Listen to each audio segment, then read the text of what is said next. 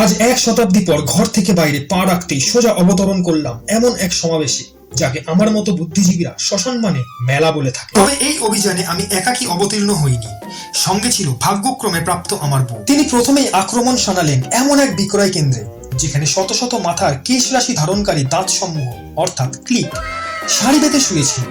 সেখান থেকে কয়েকটি নিজ অধিকারে তুলে নিয়ে গভীর পর্যবেক্ষণের পর দু একটি পছন্দ করে নিলেন। এরপর ঘর থেকে বহন করে আনা চিকেন পকোড়ার ট্রে আর লাল ন্যাপকিন বার করে তাতে সযত্নে সাজিয়ে বিক্রেতার নজরে এক বাটি ধুলো ছিটিয়ে আমরা নিজেদের হাতে তুলে নিলাম প্লাস্টিকের গ্লাসে ভরা এক রহস্যময় রসায়নটি খানিক নোনতা হলেও সে তুচ্ছ বিষয় উপেক্ষা করে সম্পূর্ণটুকু পাচার করলাম নিজেদের উদরে।